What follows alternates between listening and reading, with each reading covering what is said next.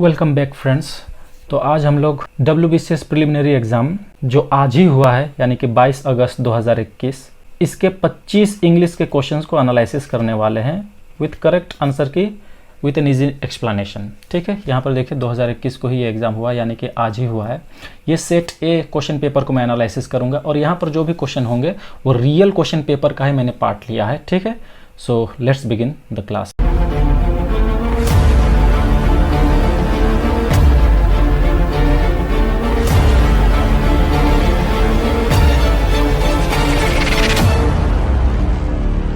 तो हम लोग आज शुरू कर रहे हैं इंग्लिश के सारे क्वेश्चंस को लेकर। इंग्लिश में जो 25 क्वेश्चन आए थे उस क्वेश्चंस को हम लोग एनालिसिस करेंगे विथ करेक्ट आंसर की in detail analysis. Question number 1, the past tense of rewind. Rewind का पास्ट टेंस आपको चाहिए तो इसका करेक्ट आंसर होगा ऑप्शन नंबर सी, रिवोंड। दरअसल विंड एक वर्ड है दोस्तों, वर्ब भी है, इसका पास्ट टेंस हो जाता है WOUND।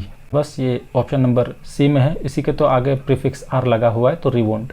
Next question number 2, fill in the blank. यहाँ पर जो ब्लैंक है इस ब्लैंक में आपको भरना है she dash from the bus and walked to the back gate.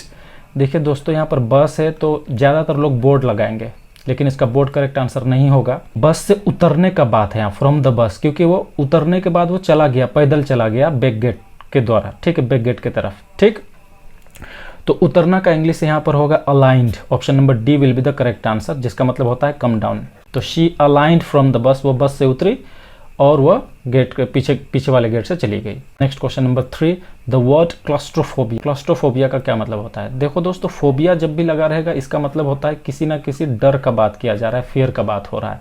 तो सभी ऑप्शन में फियर है, तो क्लस्ट्रोफोबिया का करेक्ट आंसर एग्जैक्टली होगा option number C, fear of confined space. छोटे से जगहों में, बंद कमरे में जब कोई रहता है तो उसे जो डर अनुभव होता है उसको बोलते हैं फियर ऑफ कन्फाइंड स्पेस यानी क्लस्ट्रोफोबिया। वन वर्ड सब्स्टिट्यूशन है। Question number 4, add a suitable prefix. Prefix यानी कि एक होता है सफिक्स, एक होता है प्रीफिक्स। प्रीफिक्स यानी कि जो किसी वर्ड के आगे तरफ लग जाता है और कोई नया वर्ड का निर्माण करता है। तो ऑपोजिट वर्ड बनाना है, ठीक है, कैपेबल वर्ड का प्रीफिक्स लगाना है। तो कैपेबल का ऑपोजिट वर्ड होगा प्रीफिक्स लगा के इन लगाने से वो बन जाएगा। तो option number D will be the correct answer, incapable. Question number 5, यहाँ पर भी एक ब्लैंक है, इसको फिलअप करना है। He was offended dash me unjustly. Passive voice में है तो यहाँ पर मेरे ख्याल से तो विथ आना चाहिए, तो with will be the correct answer. He was offended with me unjustly. देखते हैं आंसर की में इसको क्या कमीशन मानता है। Question number 6, choose the right word for love of one self. Love of one self, खुद को ही प्यार करना। ठीक है, खुद के शरीर को छू के या कुछ भी करके खुद को ही प्यार करना। तो इसका करेक्ट आंसर होगा मैसोकिज्म।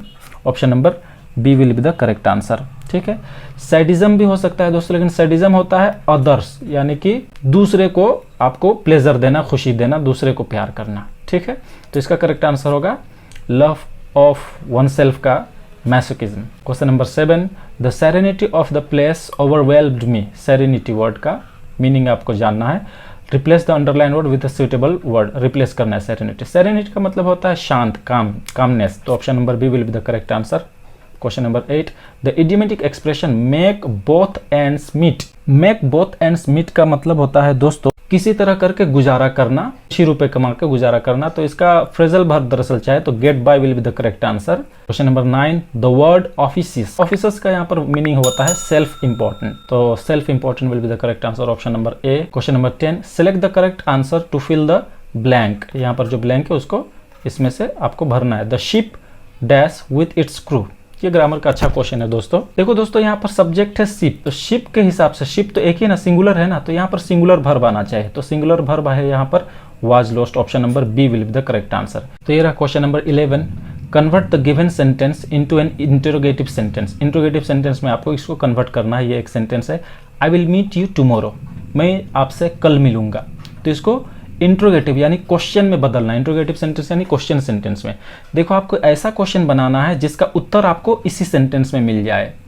तो यहाँ पर देखो option number D will be the correct answer. When will you meet me, आप मुझसे कब मिलोगे? तब जवाब होगा I will meet you tomorrow, मैं आपसे कल मिलूंगा। तो 11 का आंसर होगा option D, when will you meet मी।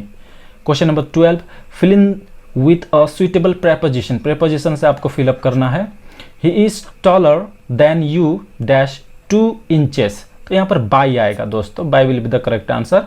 वह से 2 इंच से बड़ा है, लंबा है, ये कहने का मतलब, तो by 2 inches.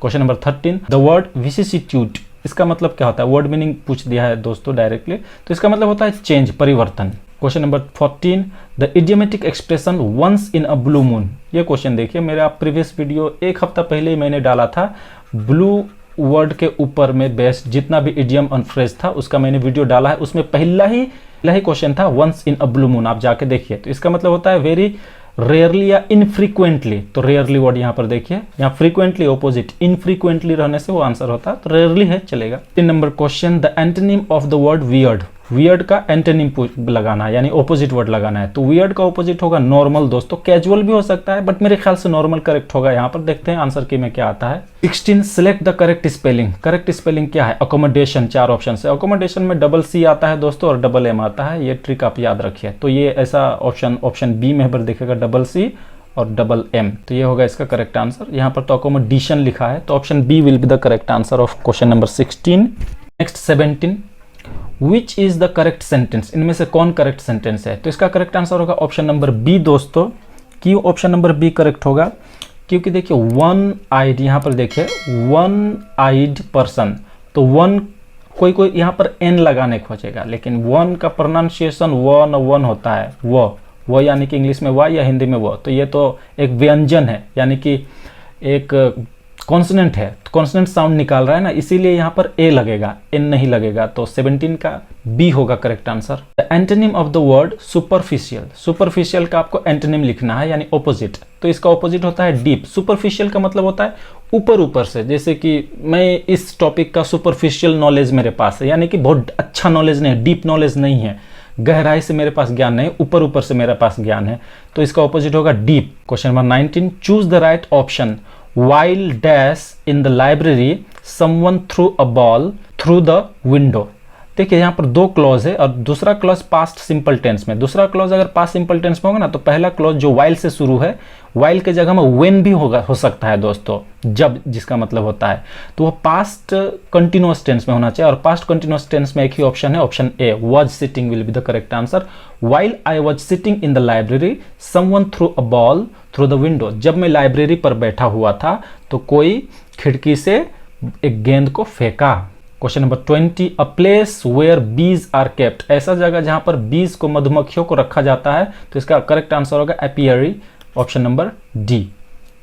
Question number 21, the expression holier than thou, holier than thou means, holier than thou का मतलब क्या होता है? तो इसका करेक्ट आंसर होगा option number D, sanctimonious. Question number 22, fill in the blank with the suitable preposition, he presided dash, तो presided over the meeting होता है, ठीक है, तो over will be the correct answer. Question number 13, ला जियोकोंडा यानी Mona Lisa is dash unique, यहाँ देखिए unique word, देखो दोस्तों अगर यूनिक लगा होगा, ठीक है, तो कौन सा आर्टिकल फील होगा यहाँ पर?